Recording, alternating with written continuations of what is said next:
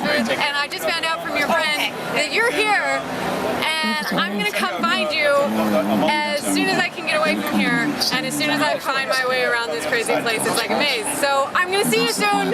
Don't leave without saying hi to me, or I'll be angry. Just in case. Yes, I didn't want to get it's so stupid as a nerd. It's like, well, this is like one of my ultimate roles. I love the character so much. And I go, if I were to get it and I couldn't do it, I would be heartbroken. So I passed on it. So that's great.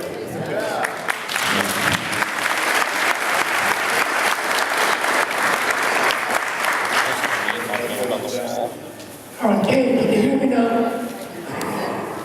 Yes, I can hear you. Don't go into it.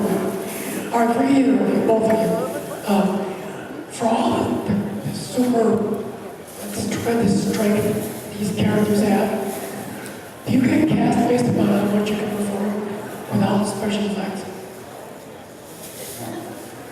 I don't know what he's asking. In other words, you people are both struggling. Makes fun of his voice. He used to have a strong voice. I choked him, okay?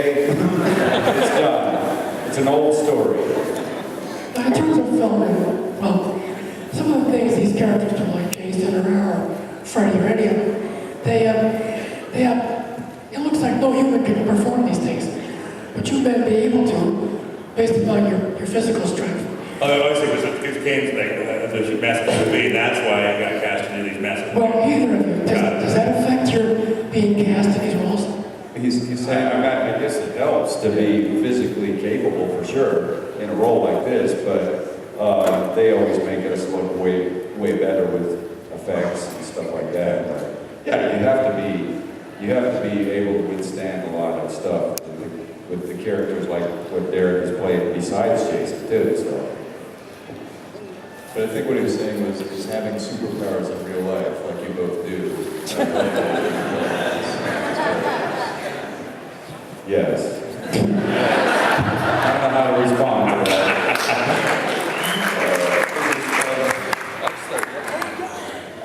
Other than the Friday the 13th films, what are some of your favorite horror movies? Get out of town, here we go. Besides Friday the 13th, I love The Thing, the Evil Dead series, sci-fi horror, I'm a nerd for Aliens. I love it. I have to go along with The Thing and Aliens. I also love Rob Zombie's work.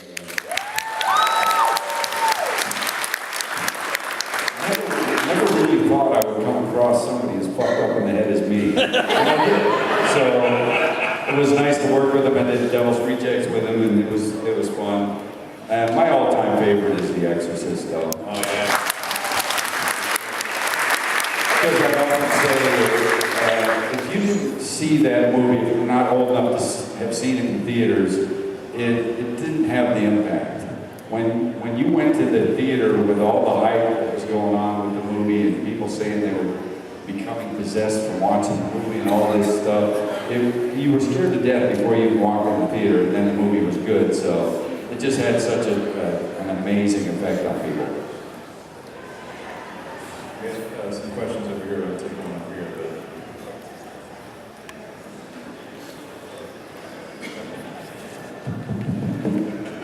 Derek, I was just wondering if you could talk about what it was like filming The Hills Have Eyes. Oh, Hills Have Eyes too, yeah. We shot, it takes place in the film in New Mexico, so we did the most logical choice and went to Morocco. New Mexico. We were there for a couple months. It was a crazy shoot.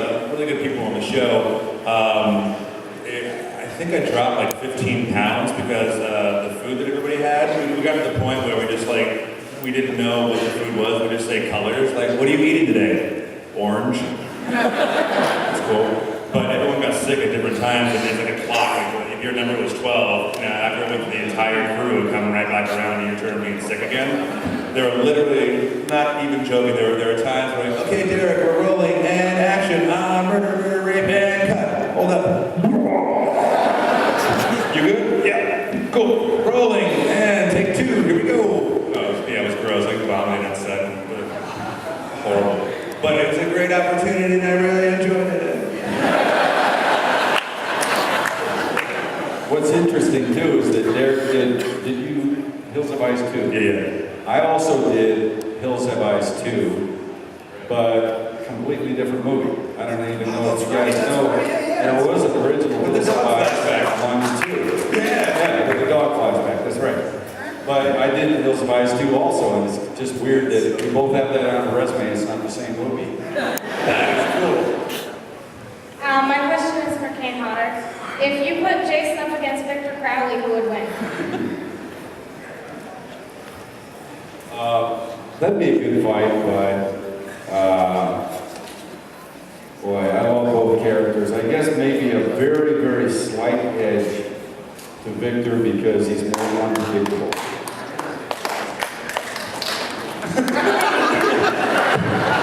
Adam is writing, will not direct this time, but B.J. McConnell, who has shot both of the other movies, including everything else that Adam has done, is going to direct, but Adam's going to be there every day, so it's going to be really good. I haven't seen the script, of course, it's not really written, but Adam told me about it. That it's good. Well, BJ also actually shot Rob Zombie's film as well. Yeah, A camera. Fun fact. Stored in your brain bag. What's really apparent and what's fascinating to watch is the difference in your personalities. How do you think that makes the same character different? And have you ever worked together? That's my second question. That was pretty right on. I think we're pretty twinsy doing that. There's differences in our personality? He's nice and I'm an asshole. I've heard it before. I think we're going to have to end on that note. That's one thing I think is funny on a quick note. Is like so many people, like when I meet people for the first time, they're like, they'll talk about the show, they're like, then they get really awkward, like, so have you ever met Kane? Does he want to like murder your face off?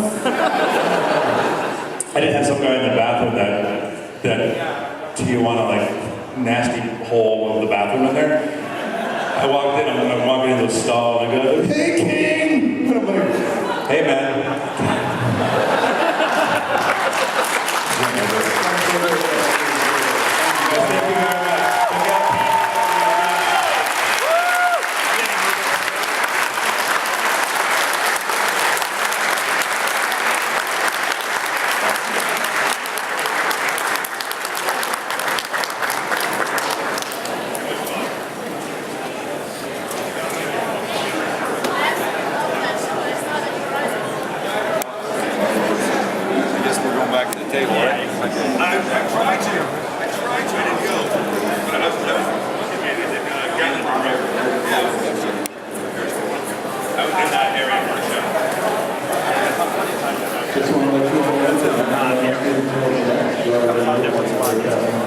That's cool, yeah, that was fun.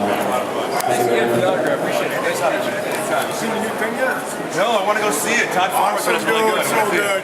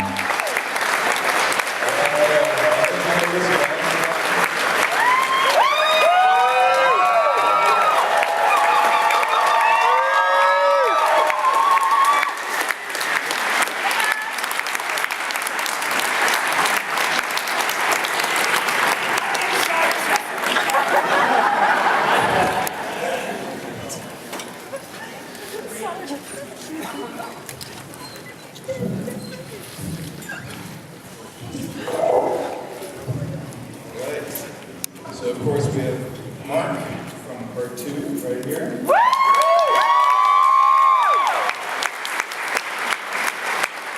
Next to him is Ken from 3 and 4.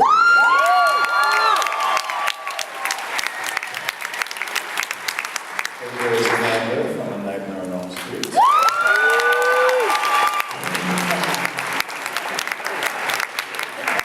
And I just don't feel like I need to introduce the man over there, but why not? Robert Eggers.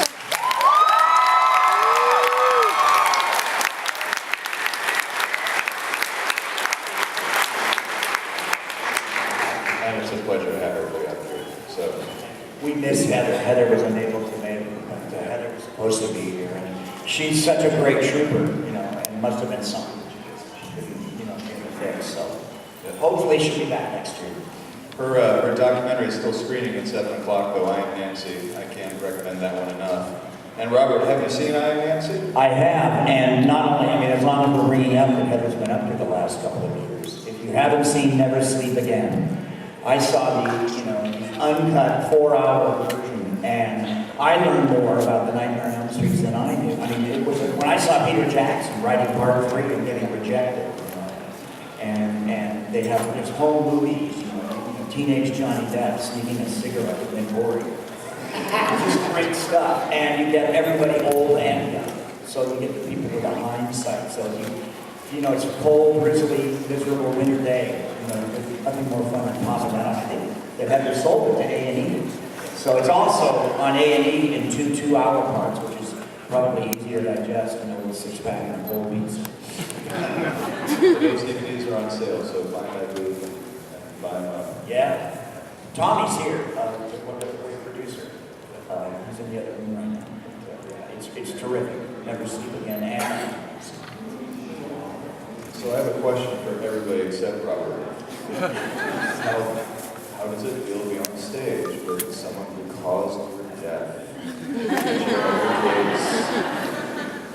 We've got some famous death scenes among the other panelists. You're the first. I think it's really creepy and scary. I don't know, nobody's ever asked me that before.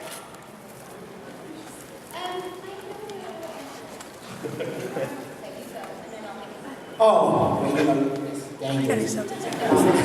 Ken made it all the way to the end of part 3, and then part They 4. forgot to kill my ass and they brought me back.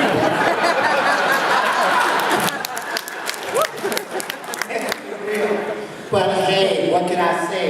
Robert cut the shit out of me, but he has paid my bills since then.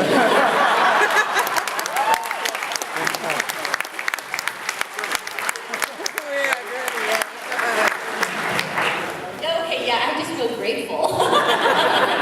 And remember, we shot 2 ways. Yeah. We shot one with a Freddie punchline. And we shot one that was like a kind of Al Pacino kiss of death. Yeah, because I was crying. Yeah. I thought I was crying because we couldn't. I was crying because that was my last check. I had to say goodbye to craft service. I found it. Well, as a matter of fact, he didn't kill me, so I'm still out there. I always figured that Lisa and Kim Myers and I moved to New York and became Golden Grace, so we're still waiting around for people to listen. I'll tell you a story, you know, just, and I don't think this is in my book, so it's semi-fresh, but when I'm dragging Amanda across the ceiling, we were in the rotating room that was also used for the gravity effect for Johnny Depp's death. But they wanted to give Amanda a handheld camera, an Eclair, and do a cinema verite shot of Amanda filming between her own legs, of Fred dragging her on the ceiling with Nick on the floor, Nick on the floor looking up. And their camera unit couldn't do it because there was a union. And so they got Jacques Hyten's wife, Amy, who was the focus puller, she was permitted to do the shot. So I think, I remember Amanda and Amy swapped out underwear. and Amanda had to take blood off of them, stage blood off of her legs and smear it all over Amy's legs. And then I actually dragged Amy by her legs in her underwear. And she shot me dragging her on the ceiling. They couldn't use that. It was one of Wes's trades with the censors because it was such a violent image. Point of view, Tina, of Freddie dragging her on the ceiling. But at the end of it, I remember I dropped the legs and I blew a kiss. And I had that sticky Cairo syrup, mucusy stage blood on my blades. And as I blew the kiss, it made a blood bubble. They just see the censors, they'd already just seen between, Tina's legs for 5 minutes. Now they've got a blood bubble, implications. Somewhere that film is Wes Craven's underwear drawers. Have you ever seen that footage? Do you know if it exists? I've seen it on an old-fashioned dailies machine, when you just look at the dailies small. That's the only time I've ever seen that image. Amanda, are you, is that you being dragged up? That's right. And then I watched it when I was 30 and I thought, oh my God, I never saw this before. And so, I'm very proud of it. And I'm very proud of, being here. I'm glad they found me for another sleep again. I call this my Justice Revenge tour. So, I'm glad, Justice getting built up. The irony here too is that, I finally got, to go on the publicity blitz for part 2, because the first one was put together with Scotch tape, and they ran out of money, and they had to sell out the video rights to Europe, and it was discovered by, friends of the Ramones and Four Door Rats in New Jersey, they had no money to publicize it. It was a completely organic grassroots hit, but part 2, by the time part 2 came out, there had been this sort of snowballing effect from part 1. Brothers and sisters had picked up on it, MTV had picked up on it. I got to go to Europe for part 2, Mark, and part 2 went through the ceiling in Europe. It was huge in Europe. The Europeans got it, and loved it. And when I'm over there also, it's the poster art for part 2 that I see, that comes around. It's just amazing stuff. It's garish and kind of circus-like, but it's really amazing stuff. And they went, I have actually photos of part 2 at the biggest theater in Paris, and the entire marquee, and it says Mark Patton, Robert Englund, Jim Myers, and it's great stuff. Bob Shea's smoking a cigarette on the sidewalk, on the Champs-Elysees, but so it's just strange that the Europeans really got it. I think one of the problems was that we broke one of Wes's rules, which we took Freddie out of the breed, and people really bridled that violation of the so-called Wes Craven Bible. So that may have been one of the problems stateside. Yeah, we broke a rule of faith. Right, but I think also, on a certain level, those rules were really set. And they weren't set until part 3, because they never expected this to be a franchise, quite frankly. And so when they rolled into part 2, it was just it had a different director, Wes wasn't involved with it. And of course, Wes would have no reason, ultimately, to, have anything to do with part 2. He didn't want to do part 2, he didn't want to do a sequel. And so by the time he came to part 3 and it was his thing again, it would be in his best interest to, be happy with part 2. So, but I think it's good. And I think, the interesting thing about Europe is that, I go to Europe a lot, and they have a sort of a different way of approaching the thing. They look at it from a totally different angle than we do. But, again, like I said, I'm thrilled with it. I'm very proud of you. I love it. Do we have some part 2 fans in the house? Woo!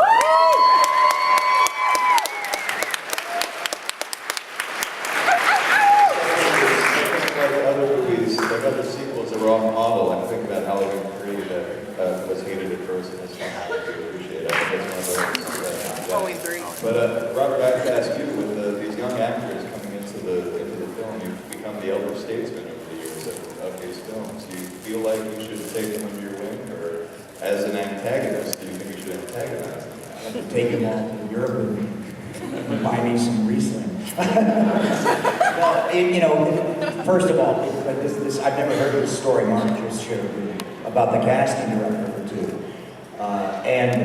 And the irony is that I was given Mark's name, and other people knew Mark's name, and we all knew who Mark was, you know, from this incredible project, Robert Altman film. I mean, my God, you know, come back to the 5 and 9, Jimmy Dean, and you know, I later directed Sandy Dennis.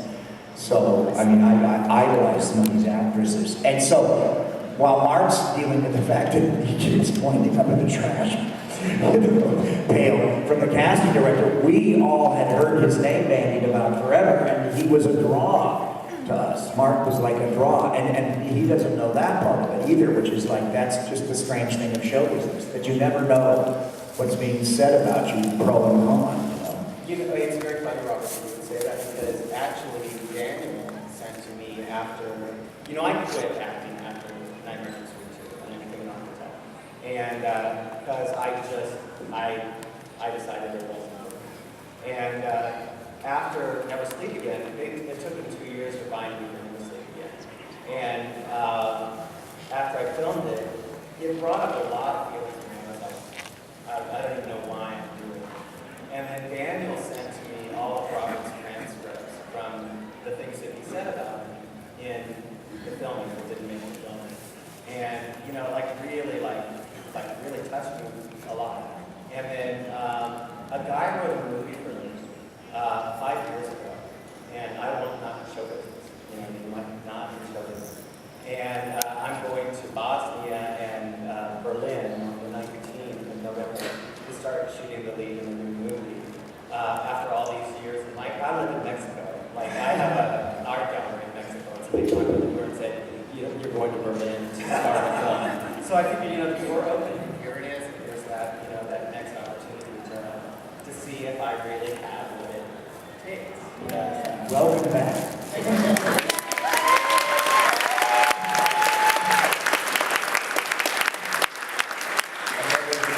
have similar experiences of feeling like Nightmare and Fish on the Map? Both of you. Process it first, and then I loosened up and fine. Ken, do you remember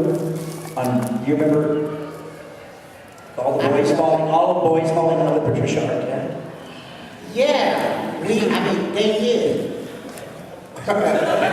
You and I used to talk about it, because I think you were the only guy. I don't remember if you had a crush on her, but all those other boys had a crush on her. I was older. I knew when to talk. I mean, they were writing love letters. She took me home. I didn't have a car. And I love Patricia Arquette. I tell you why, because one day I was catching the bus home, and she said I would take him home. She had a Volkswagen. Yeah. She didn't know I lived in Compton. She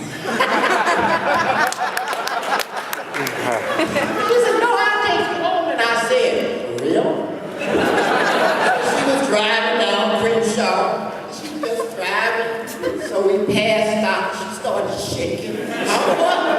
So by the time she went on down past Alcon, she just said, can you catch the bus to Restaurant? So I love Patricia Arquette because she was a friend. Everybody was a friend. Patricia Arquette was a true believer. And we would go back, everybody was just in love with Patricia Arquette. I mean, it was just, can we call his name Rodney? Rodney was writing love letters, and he would come in my dressing room and have me proofread his letters. I thought he was in this road company with Cyrano de Bergerac.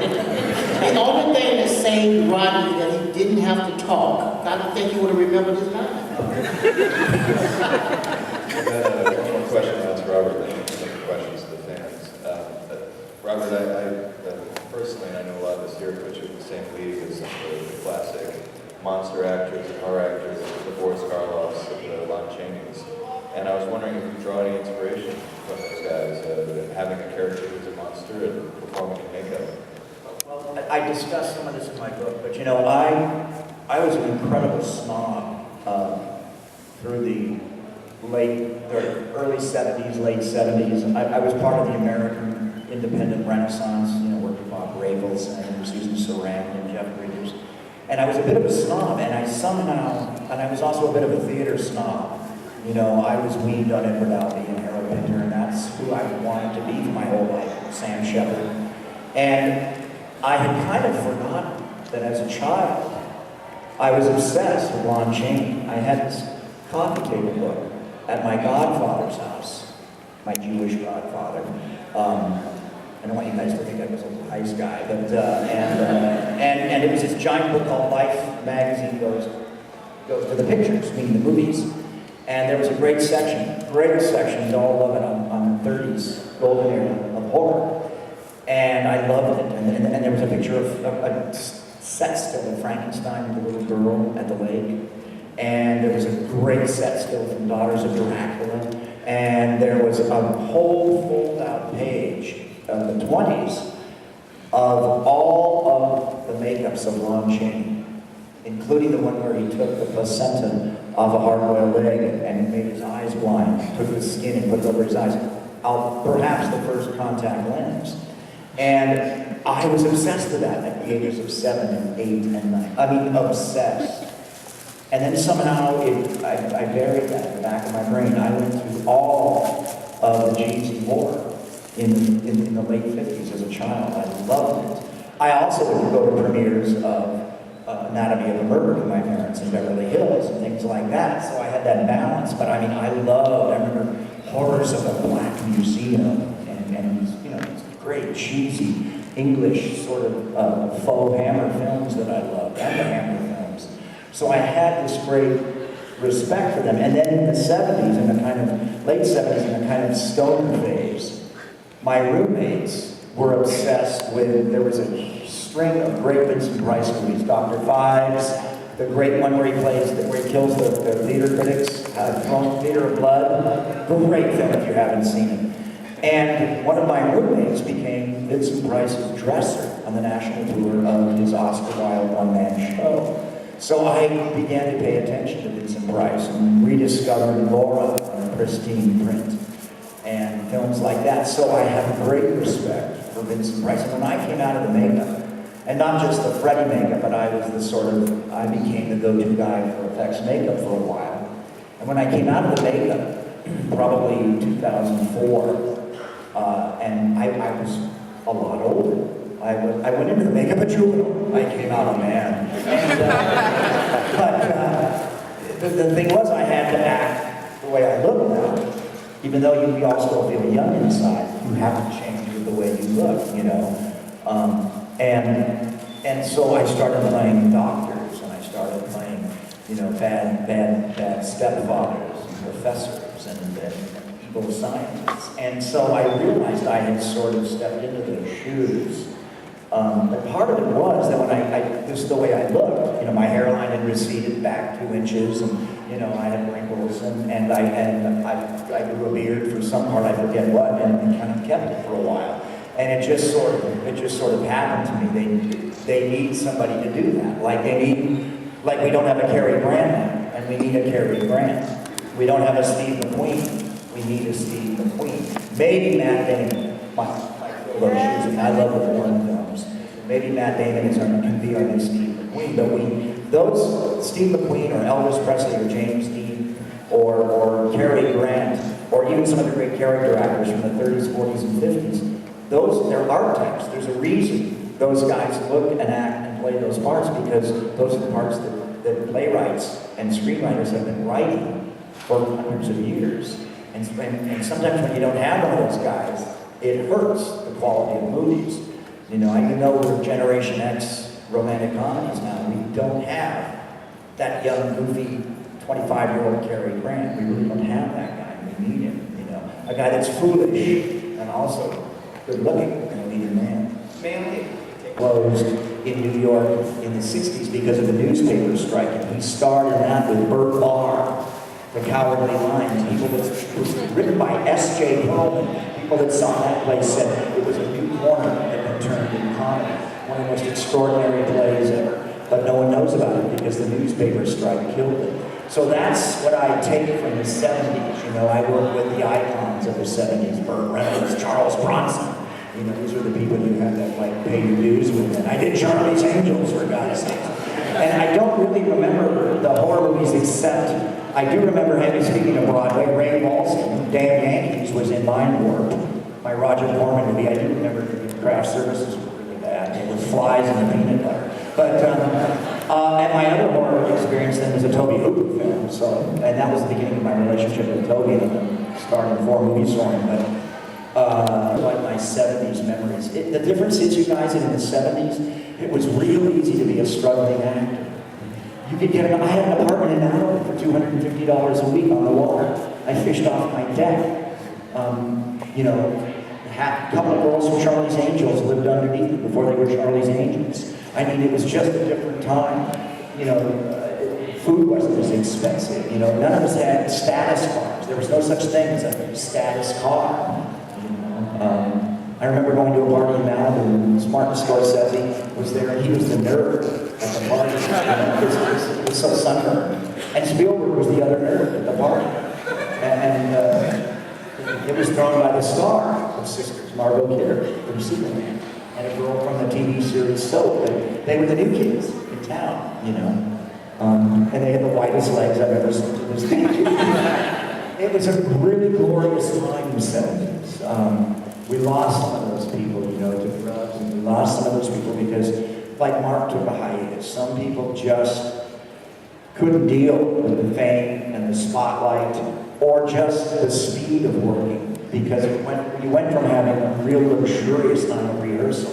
All movies took longer in the 70s. And a lot of times, they would put you on a movie. You can ask Lance Henriksen about this. They would put you on a movie for the run of the film. They wouldn't just try to shoot you up and get you out. Lance had stories about Dog Day Afternoon. He watched them shoot every scene. You know, every scene.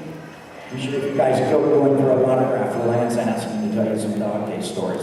I've listened to him all over the world telling us. It's just amazing because he was young and he was so alert and observant, and he has these great, you know, observations. But you know, you would get hired for the whole movie, and you kind of know the rhythm and the art of the film, where you fit into it, almost like a 3-act thing. And then they stopped doing that. I think it was the pilot for Kojak, which, don't laugh, was a brilliant piece of television called The Marcus Nelson Murders, about the Miranda warnings, and about how they were violating the rights of African Americans in New York.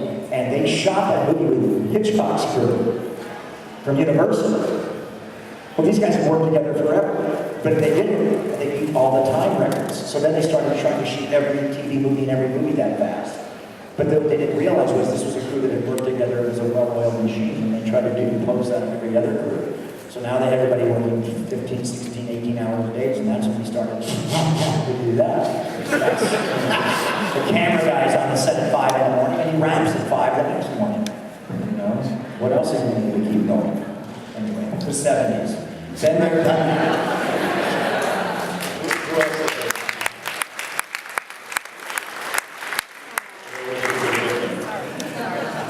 Another question over here.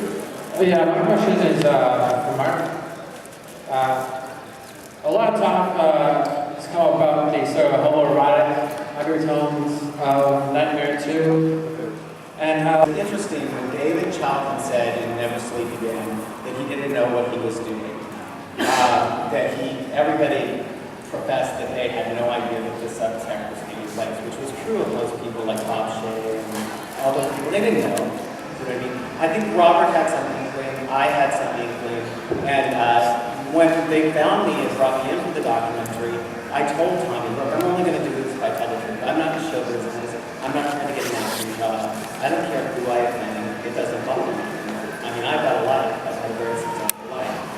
But, so he said, fine. And I said, David Chalkin's life. I know it is because I know his best friend, and he told me that he was sabotaging this movie all along the road. And, you know, in Hollywood at that time, it wasn't bad to be gay. It's not a problem. What was the problem is that you appear to be gay.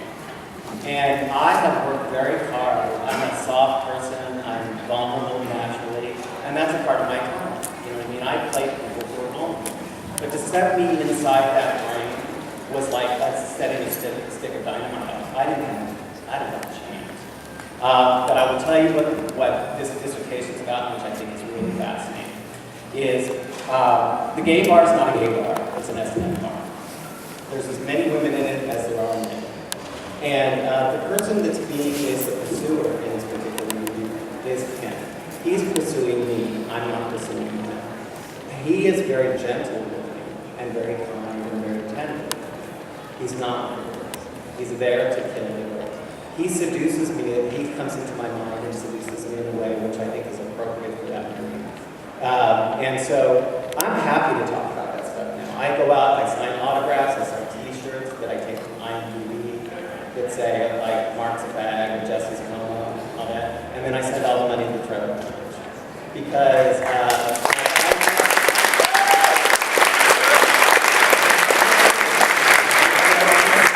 I think the problem with Nightmare on Street 2 was, the biggest problem with Nightmare on Street 2 was the ending.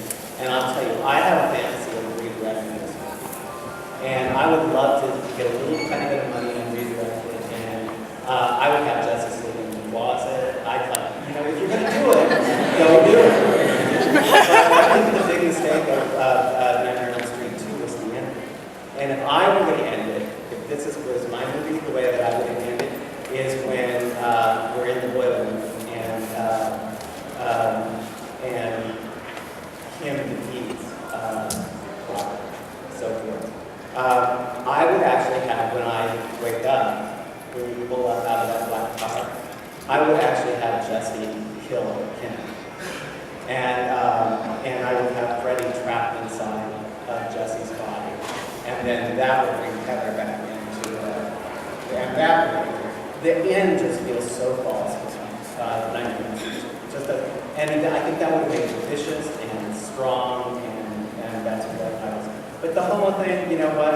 I sometimes believe, and believe this or not, I believe that that's the reason I did this, so that I would have this moment of years with you guys.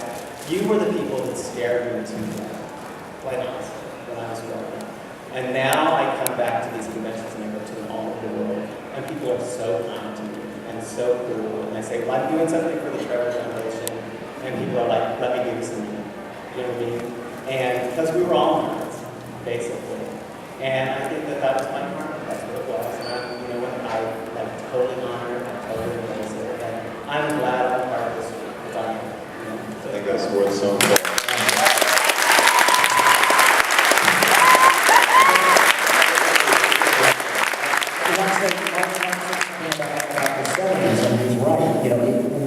You guys are too young to remember, but in the 70s, it was a very enlightened time in many respects. Racially, and between gays and straights, there was a huge blend. It was after the 60s, and we were over all that angst. And what people don't realize is that everything was getting better until the AIDS crisis.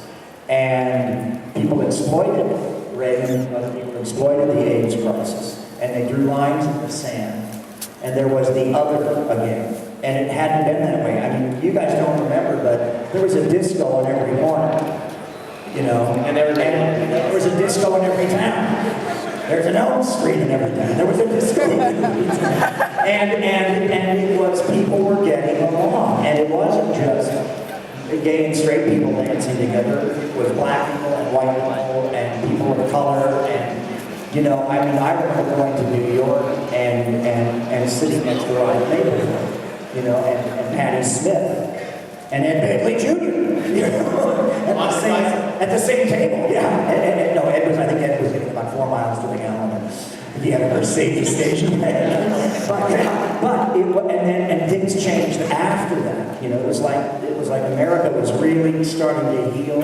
Yes, it was, you know, and my gay friends in Hollywood were all working. They weren't playing gay roles. They were all working all the time. And we were on the road to like kind of coming together, and then, you know, the AIDS, you know, happened, and it was unfortunate the way people reacted to that. And hopefully, you know, that's gone the way of history now. But it was a different time, and you guys are so young, you don't remember that. It was a very liberated time in the 70s. People were not judging as much as you might think in the way it's depicted, you know, in literature and film. Who knew that you all were going to learn so much?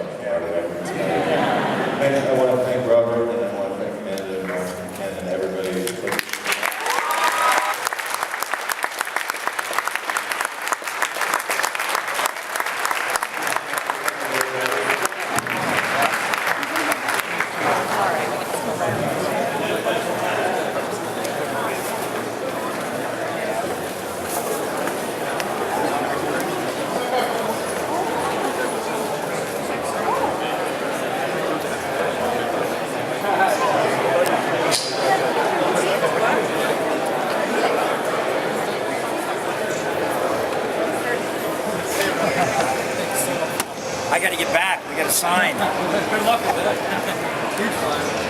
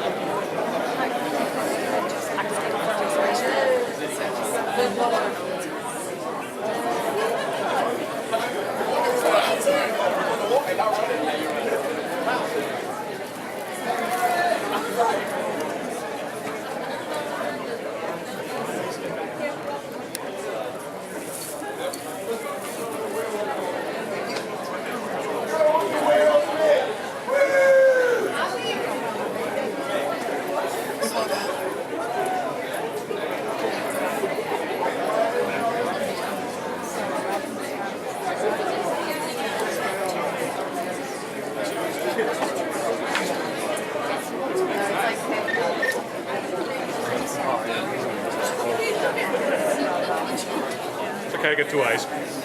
Yeah. I haven't the faintest idea. Huh? I'm sorry, I only have one thing to say. Roll!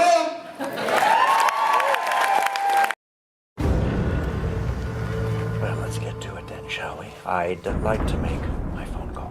What's the number? It's ringing.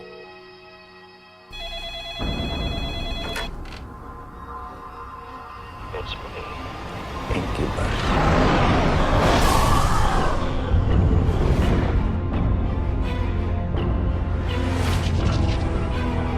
Doesn't seem to make much sense, does it? Serial killer thought to be dead. Comes back to life and turns himself in after 13 years. The secret to immortality is found in the blood of the innocent. Like your lady friend there, behind the glass. You want to play games? Yes!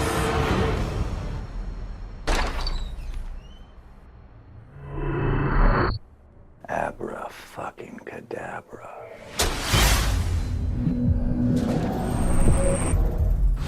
Let's see what you got. There's nothing you can do about this. What's going on? Toys with you. He tries to get in your mind. Want to have some fun? I feel alive.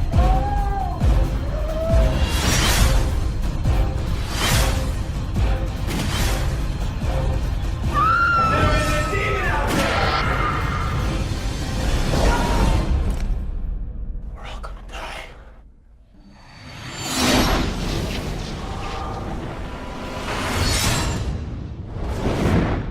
Thank you all for coming. I'd like Robert and William to come up front and say a few words. Any questions you have about the movie? Robert's still here. Glenn. William Forsythe. Hey guys, I just want to tell you a story. I guess it was about 16 years ago. I was doing a movie. I was actually a pretty successful film. I hated everybody in the movie. I couldn't stand the crew. I mean, honestly, it was the only film I've ever done where I hated everyone, and the whole time I wore earphones. And whenever they wanted me to step on, they tapped me and I came in. The only guy I spoke to was this PA. This guy that didn't say a lot, but he was a real cool dude, and his name was Glenn Ciano. Yeah, yeah!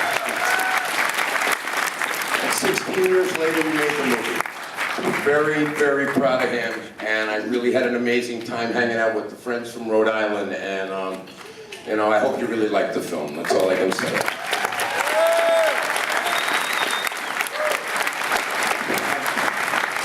Joey and Jonathan, it's not that easy. Come on up.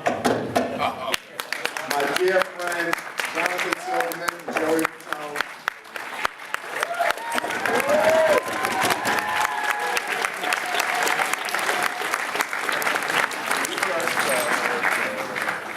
We're waiting for Robert here to run to the men's room, and we'll speak on it now. You know what? I guess, like I said earlier, it was a great experience to be able to do this film. As I was sweating nervously watching it, just because, you know, we hope you guys enjoyed it, and you know, making it was such a blast. Like I said, working with Glenn and the direction that he did was absolutely amazing, and it felt great. So hopefully I can do more horror films. I would love to. I mean, the experience was great. So.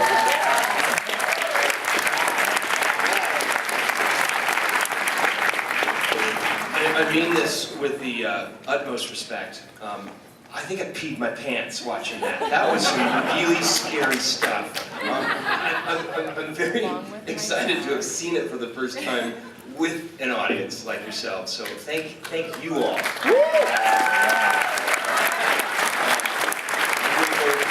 my thoughts, but I'll remember this night for a long time. Thank you. Thank you. Michelle Ray Smith.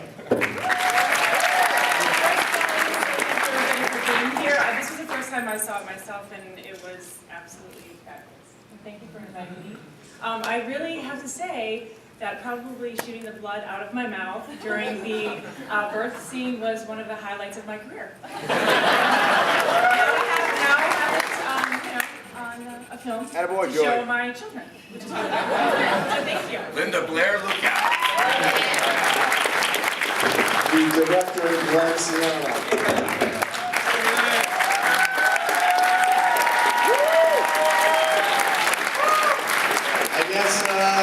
I guess it's time to face the music.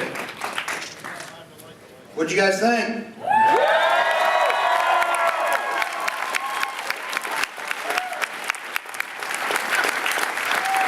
Yeah, I noticed not too many people left, so I was feeling, you know, semi-good, but I had to ask William, like, you know, are we winning? I got the glue in everyone's seats, buddy. It's okay.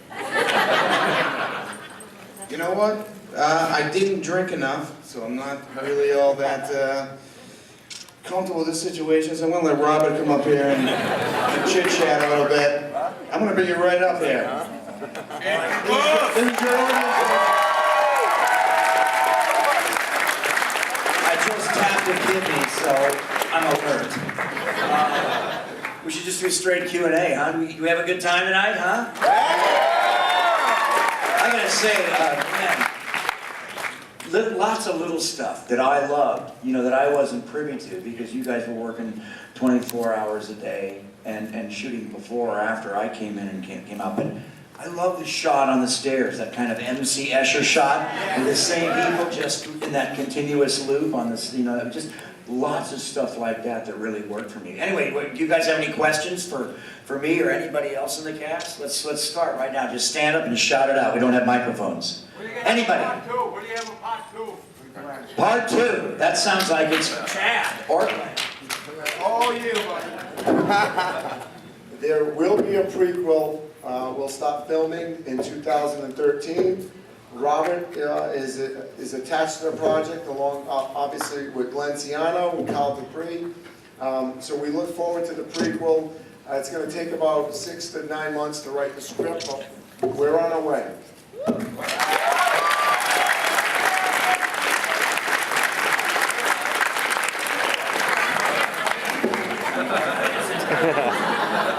You died. I'm dead. I died. But it's a 100-year life cycle, so we can actually pick a decade. We can pick a decade. But it's a prequel. Yes! Okay, other questions? Prequel.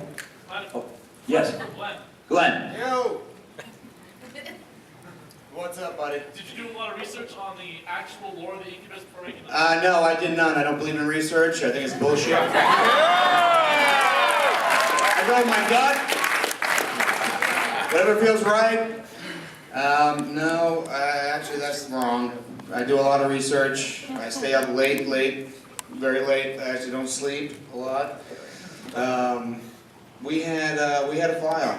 We have a whole Incubus file, actually. We know everything that he's done. Yeah, that's true. I think it starts with Joan Rivers, right? Yes, because no one knows how long she's been alive. Yeah. Wait a minute, Incubus Larry Joan Rivers, yeah. Oh! But yeah, no, I love research the same way I love story, and I love characters, and I love actors, and you do your best to try to be prepared every single second of every single day. So, like I've said before in a lot of the interviews, you know, if I do miss the mark, it won't be for a lack of trying, that's for sure. What else? What else you got for me? Come on. Stand and deliver. Hi, I noticed that we all laughed quite a bit during the movie, so I was wondering to the cast members, did you laugh when you were reading the script? Did you see the humor? Well, you know, and I know this from Wes, audiences have to laugh in horror, suspense, and thrillers. Even sometimes in action films, it's just a release of tension. Even when and sometimes it comes from an accumulative thing. You're following a particular character's arc, and that character does something foolish, you know, and you laugh.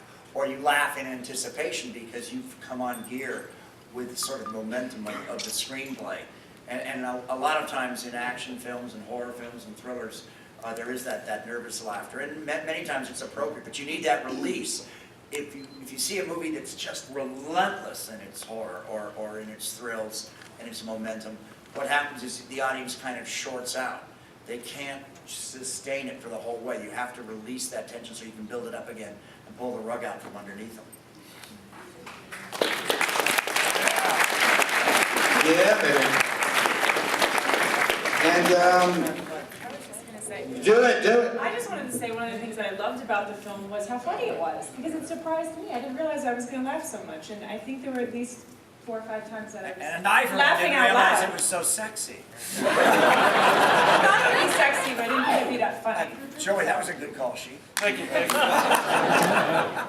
Other drink. Any other questions? Let's do it.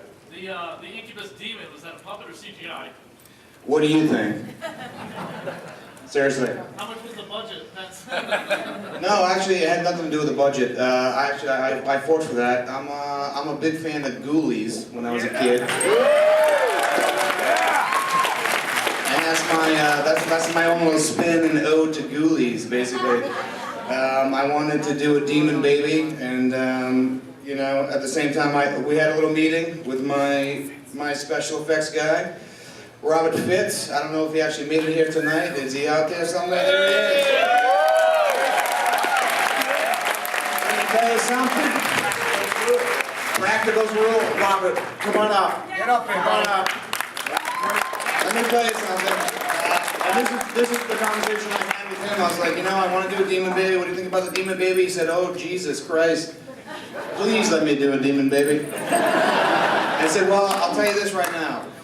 I don't know if I want to spend the time or the money because I don't have a lot of it, but because I can tell you this right now, if it doesn't work, it's not going to go in the movie. And he said, it'll be in the movie. So I'm going to let him talk about the rest. What was the question?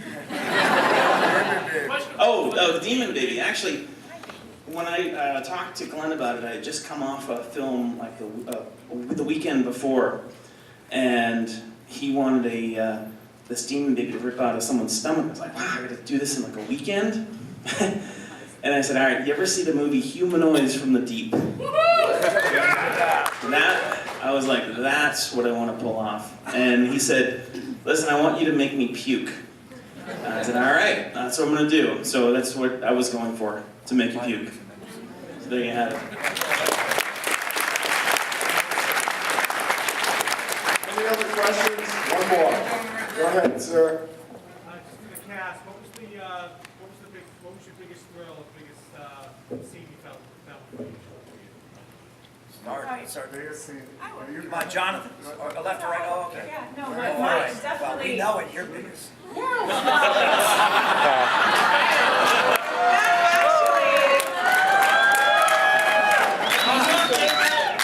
Thank you. Actually, the biggest scene for me was the giving birth scene, for a lot of reasons. Because having a child myself, putting yourself through that emotional state of thinking that you're dying and you're possessed and you've got something going on and blowing blood out of my mouth, which was an interesting story with this blood in the mouth. And I remember I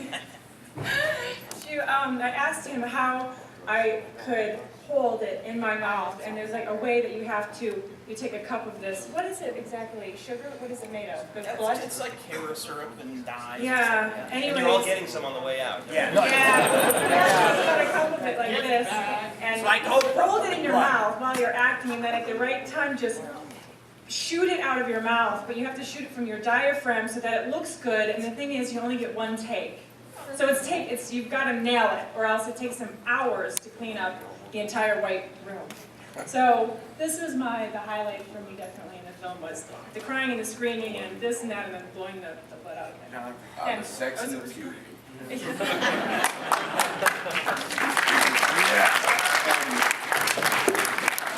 Well, I don't know. I've been in maybe 50 movies or so, but now I can tell my soon-to-be children and grandchildren that the great Robert Englund sliced me in half and killed me dead on screen.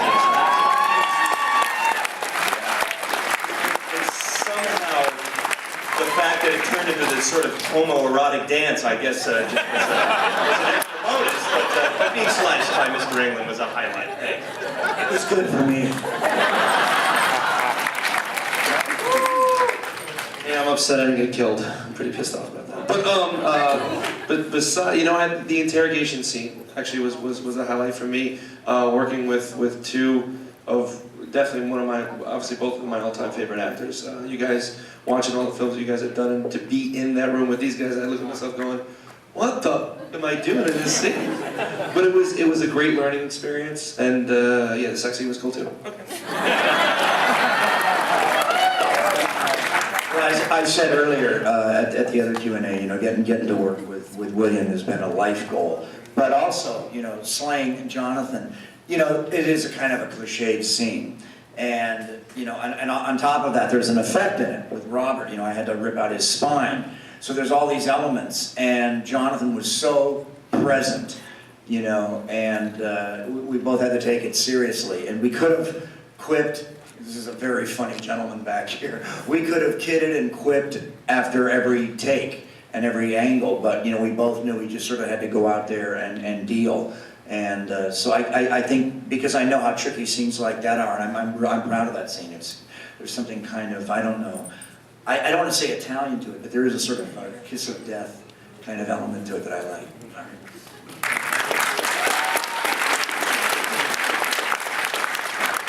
I just want to say one thing. I think Robert Englund is one of the greatest actors of our generation. Whatever, a lot of times in Hollywood they want to stick you in a box, and that's where they want to leave you. This guy is one of the most prepared and amazing actors I've ever worked with, and I'm really honored to have shared the screen with you too, brother, believe me.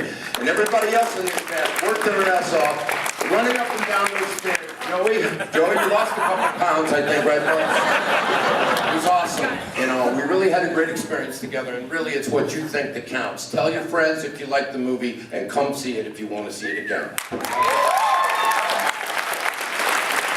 Good night, thank you.